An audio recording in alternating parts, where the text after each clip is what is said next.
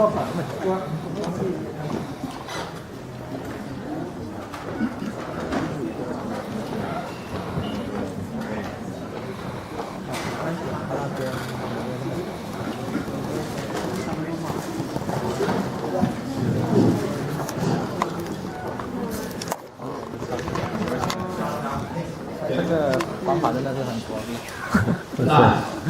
the most brilliant magic in the universe, celebrate with the process of reproduction and evolution. A single cell can divide from 1 to 2 to 4 to 8 and so on. A cell cycle is a process of time. In for time, scientists and engineers are sure to curious about cell cycle, and it seems to be successful. In 2000, a replicator was built. And through the history of iGEM, many iGEMers has contributed dozens of pooled oscillators. However, no one human-made thing can be as complex and further exquisite than the one that is created by nature and involved under the natural rule, the cell cycle. And if we can engineer a series of cell cycle tools, we may be able to refine the action of a cell. For example, when producing pellet capsules, which is harmful during the M phase, we may be able to transport it before its destructiveness. And second, cancer, last enemy of human being, is the result of cell cycle confusion, may be solved to the ground. So we attempt to learn from Mother Nature sincerely, and here is our project, the cell magic, based on the cell cycle. We attempt to perform our magic at both dimensions of time as well as space. At both level of microscopic as well as the macroscopic. And we also select two well-studied organisms here, E. coli and the budding yeast. Here I will tell the story of budding yeast as an example. Before experiment, it is necessary to obtain what we like to do with and evaluate the feasibility. So a model is needed. And here comes the first hero in our cell magic, the cycling promoter. Our model is built based on Chen's work in 2004, and as shown here, various proteins emerge at different phases, periodically and automatically. And to the concept of easy to engine, we only select proteins that are very regulated at the transcriptional level, and by paper researching, we finally set down to use a promoter that are made from cycling. And to test all these cycling promoters, we have constructed the following measurement devices. And here comes the first version of a genetic circuit. A phase-specific promoter with different XFP to show different phases. However, here comes the problem. These fluorescents will merge together due to its low degradation rate, so it's hard for us to distinguish one phase from another. So, here comes the second hero, the degradation tank. Again, let's look back to our original cell cycle model, and we can find that these cyclins not only just emerge periodically and automatically, they will also degrade at speed that's fast enough to avoid their interference, so the cell cycle will be processing. And to the concept of learning from nature, we have constructed three kinds of degradation tank. First is the polyubiquitin to speed up the pathway of ubiquitination. And the second is path 1, 2, 3 from cyclin 1, 2, 3, respectively. And the third is the destruction box from cyclin B.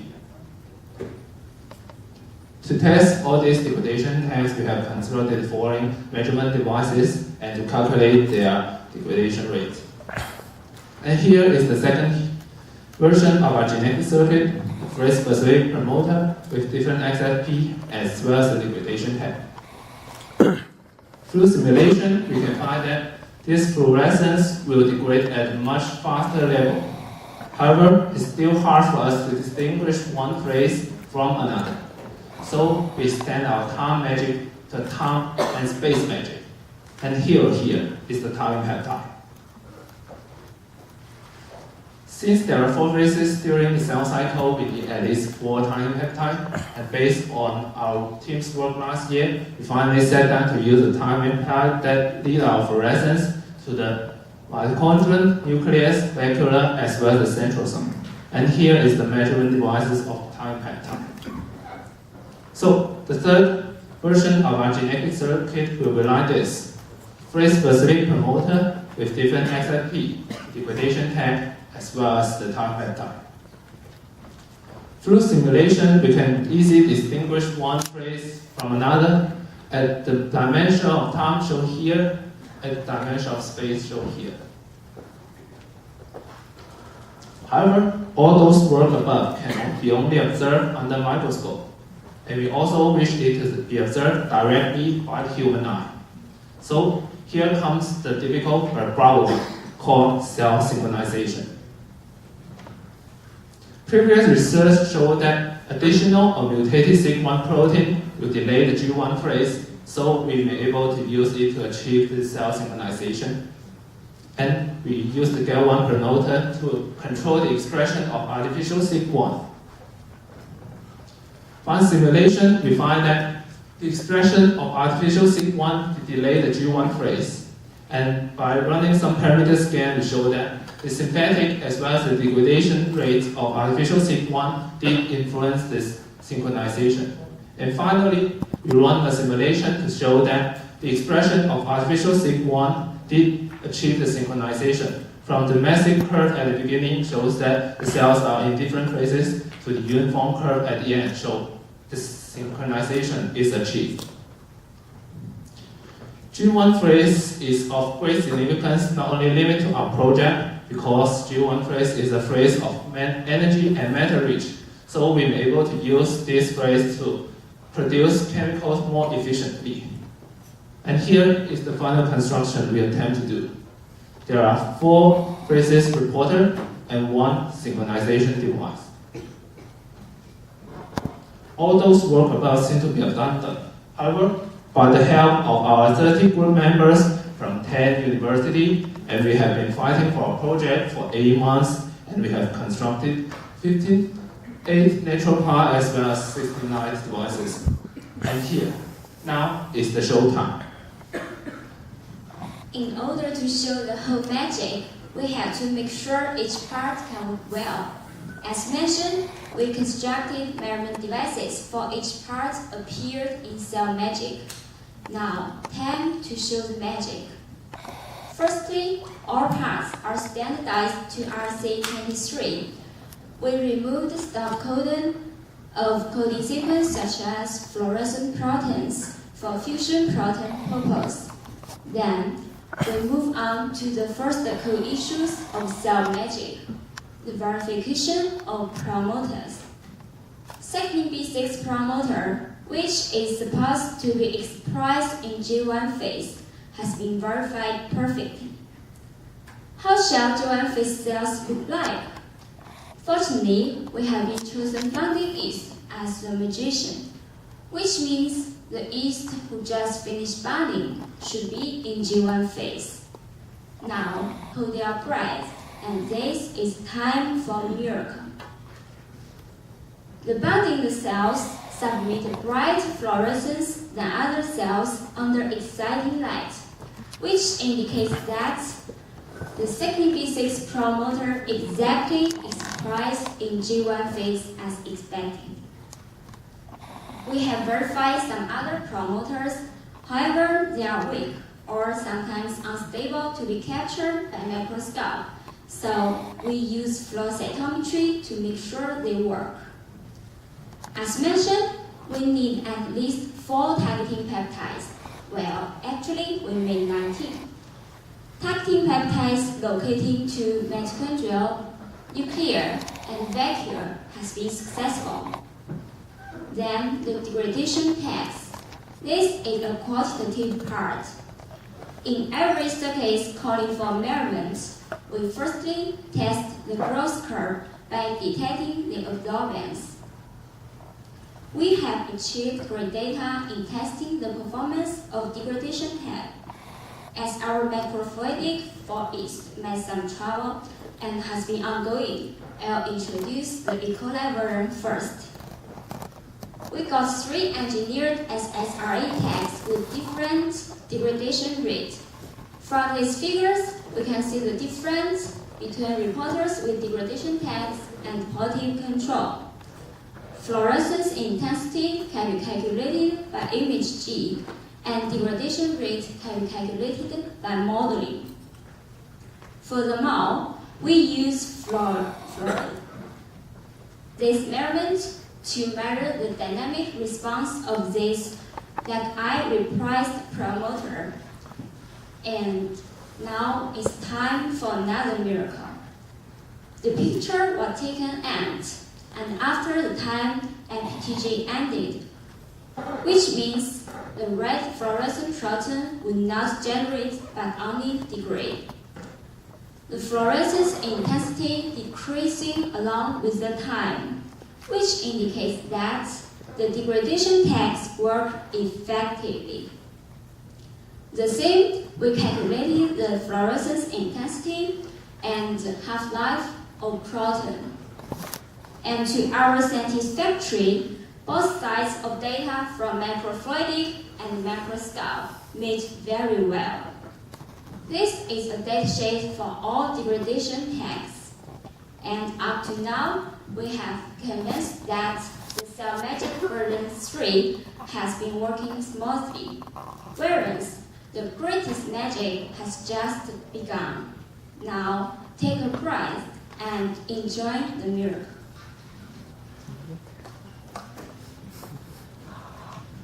If you still remember our whole story, you must know that the last part, which is the most exciting one, the cell synchronization. Now let's begin. Initially, we want to use sequence system to put out cell cycle during G1 phase. We need to construct a mutant sequence gene which has 7 phosphorylation states distracted. However, after we finished the cloning and mutation of each segment, we failed to achieve our goal, so we need to choose another way called macrofluidics. Here we designed a pattern of biochip which can capture the yeast and E. coli cells. And besides, the yeast cells can be synchronized to G1 phase by injecting medium of different concentrations alternatively. Here the result. From this picture, we can see that most of the yeast cells are in a state after budding, as they are in G1 phase. And also, with the help of the microfluidic devices, the cell magic can be shown to us in a larger scale than single cell level. And this is the macrofluidic chip, and he's not here. To perform well, we still have some solid work to do. First, some of the natural cycling promoters are too weak to be captured by the macrofluidic chips.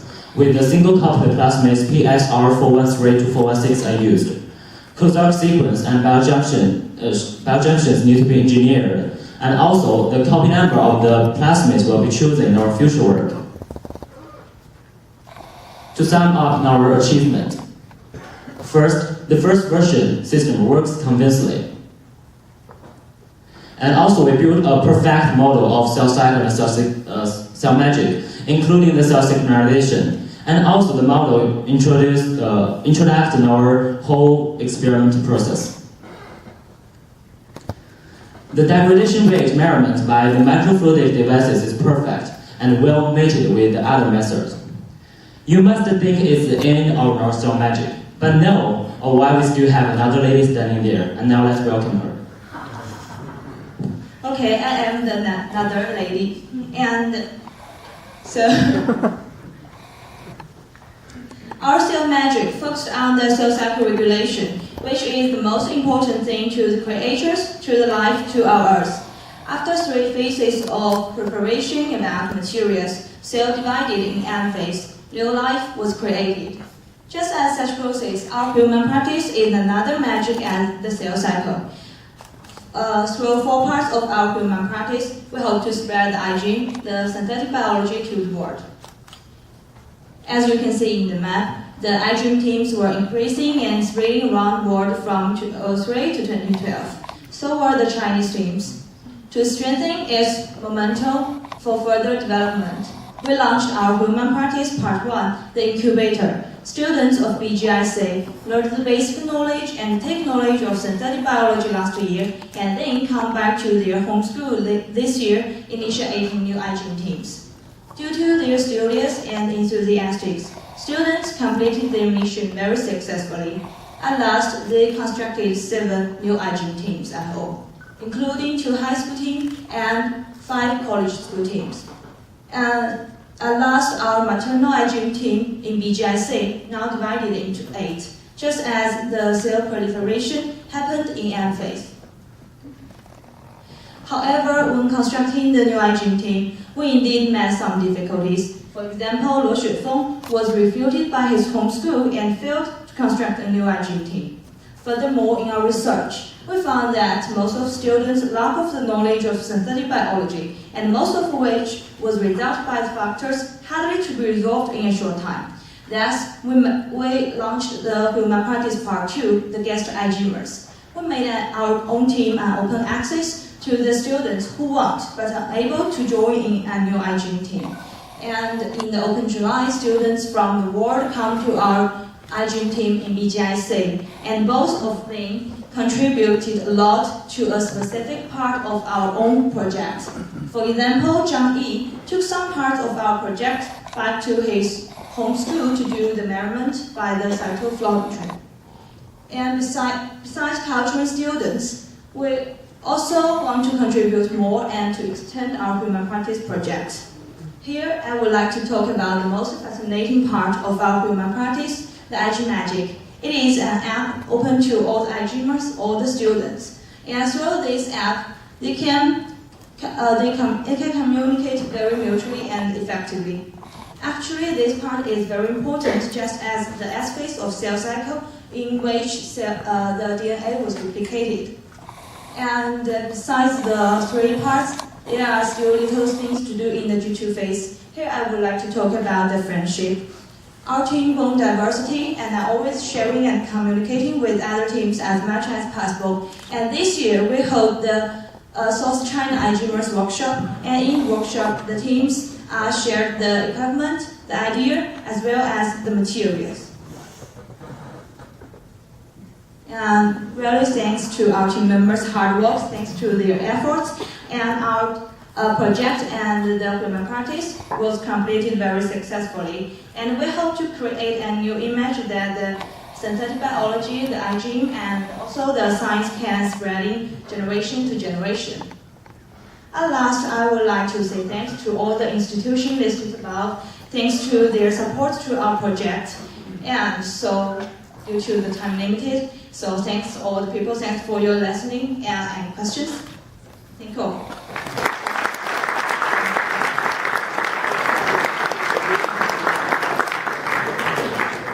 Thank you. Questions from the judges. I have 3 questions.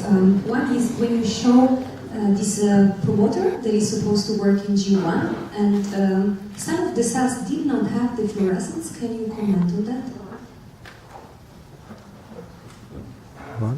They were budding just like others, so you kind of put some red circles on budding cells, and they had the fluorescence, but there were others that were also budding, they didn't have the fluorescence. Can you give an explanation to that? What do you think about it? In fact, there's that photo is contrast adjusted, so I'll show you the original picture.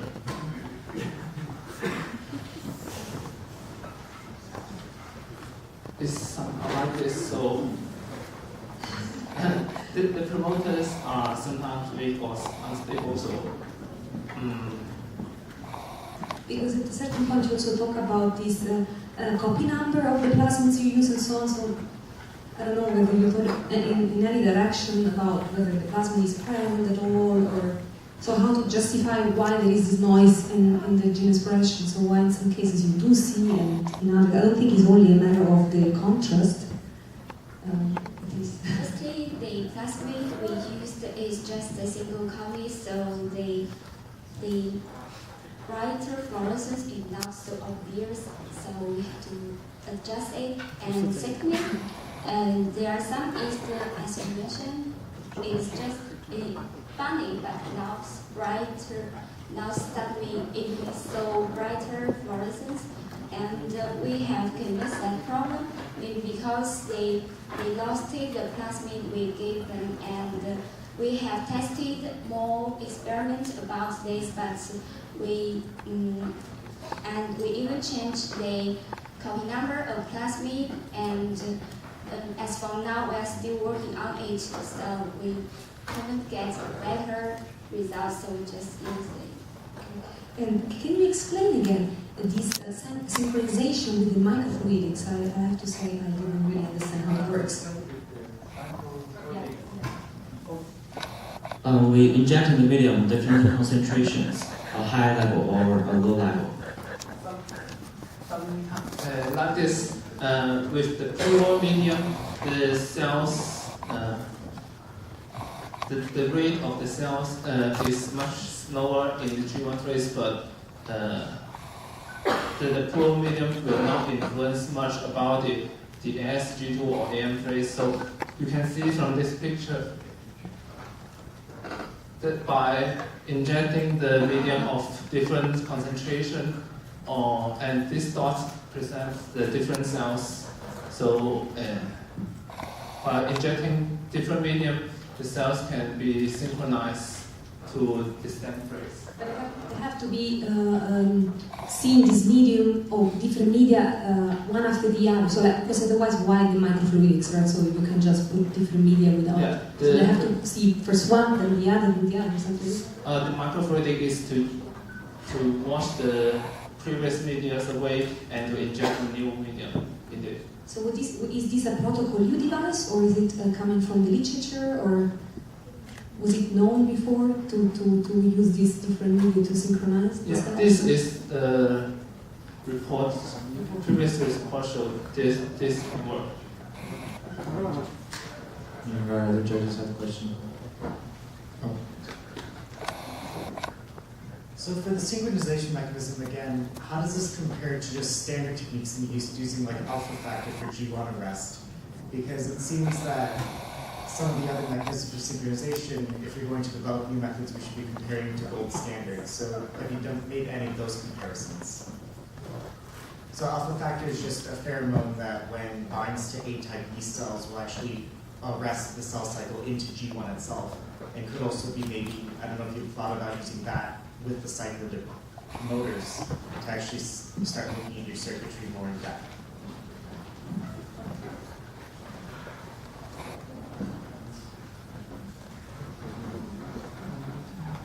Sir, I not quite get your point. So the gold standard for cell cycle arrest with yeast is to use a compound called alpha factor, and it's a small pheromone that actually arrests yeast into G1. And so I was wondering if you used that at all to validate any of your circuits or to compare that to the methods you're showing for synchronization here. But in our project, we attempt to use the proteins that did come from the cells. So this